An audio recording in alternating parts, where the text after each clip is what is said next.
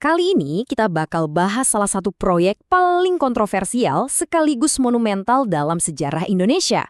Sebuah proyek raksasa yang lahir dari ambisi, penindasan, dan juga air mata. Kalian pasti banyak yang pernah lewat jalur Pantura kan? Tapi sadar nggak sih, di balik mulusnya jalan itu, ada kisah brutal pembangunan 1.000 kilometer jalan yang selesai cuma dalam waktu 1 tahun. Jadi, gimana ceritanya semua ini bisa terjadi? Dan berapa harga yang harus dibayar? Yuk kita bedah tuntas kisah di balik sosok dan jalan yang mengubah wajah Jawa selamanya. Oke, kita mulai dari awal. Siapa sih sebenarnya Herman Willem Daendels ini dan kenapa dia dikirim ke Jawa? Jadi gini, ceritanya di awal 1800-an, Eropa lagi kacau balau karena Perang Napoleon. Nah, Belanda jatuh ke tangan Prancis. Singkat cerita, adiknya Napoleon, Raja Louis, ngutus Daendels ke Jawa. Misinya jelas banget. Pertama, pertahanin Jawa dari gemburan Inggris. Kedua, dan ini penting, bikin tanah jajahan ini profitable, nguntungin. Begitu sampai, Daendels langsung pusing. Dia sadar ada dua masalah besar. Pertahanan lemah dan logistik yang ampun, berantakan banget. Coba bayangin, mindahin pasukan atau ngangkut kopi dari Priangan itu susahnya minta ampun, gak ada jalan. Nah, dari sinilah idenya buat proyek raksasa itu muncul. Oke, jadi idenya udah ada. Sekarang gimana rencananya? Kalau kita lihat plannya di atas kertas, wah, ini kelihatannya kayak proyek super modern dan terorganisir banget. Coba lihat ini, anggaran awalnya aja 30.000 ringgit. Gede banget untuk ukuran zaman itu. Artinya apa? Rencana awalnya itu beneran mau bayar pekerja loh. Ada upahnya, ada peralatannya, ada jatah makanannya, bukan langsung kerja paksa. Nah, ini yang menarik. Rencananya itu detail banget. Upahnya bahkan beda-beda, tergantung rutenya. Kalau medannya berat, kayak dari Cisarua ke Cianjur, upahnya lebih tinggi. Kelihatan profesional kan? Tapi, dana 30.000 ringgit itu kan gak cukup buat semuanya. Jadi, Daendels punya cara lain buat cari duit, jual tanah negara. Ini namanya kebijakan agraria. Tujuannya sih bagus ya, buat danain proyek dan isi kas negara. Tapi, disinilah celah korupsinya mulai kebuka. Sayangnya, rencana keren di atas kertas itu beda banget sama kenyataan di lapangan. Rencana besarnya mulai berantakan. Ya, rencana itu gagal total.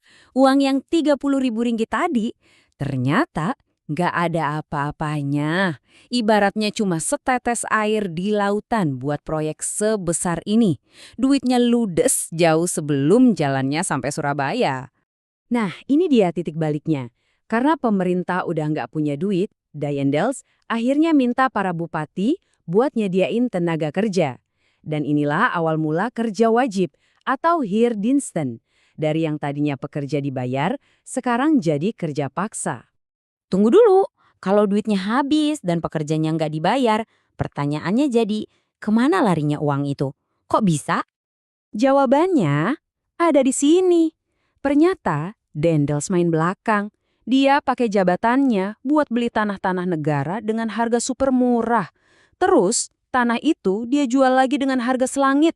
Keuntungannya masuk kantong pribadi. Ini nih buktinya. Dari perhitungan penjualan tanah aja, Daendels bisa dapat 400.000 ringgit. Ini gila banget. Di saat proyek negara mangkrak karena kurang dana, dan rakyat diperas tenaganya, dia malah foya-foya dari hasil korupsinya. 400.000 ringgit. Itu cuma dari penjualan tanah Buitenzorg doang. Coba kita pikirin, dengan uang sebanyak itu, berapa banyak pekerja yang bisa dibayar? Berapa banyak nyawa yang bisa diselamatkan? Tapi nyatanya, uang itu lari ke kantong pribadi. Benar-benar dibayar pakai keringat dan darah rakyat. Oke, sekarang kita lihat warisannya. Karena di balik semua kekejamannya, ada juga sisi lain dari Daendels yang dampaknya masih kita rasain sampai sekarang. Kita bahas dampak buruknya dulu. Yang pasti, korban jiwanya luar biasa banyak. Kerja paksa yang kejam bikin ribuan orang meninggal. Penderitaan di mana-mana. Belum lagi, Daendels ini juga sering konflik sama penguasa lokal, kayak Sultan Cirebon. Pokoknya banyak banget kerugiannya. Tapi, nah ini dia sisi lainnya. Ironis memang, jalan raya pos ini juga punya dampak positif. Pertama, jalan ini beneran nyatuin Jawa.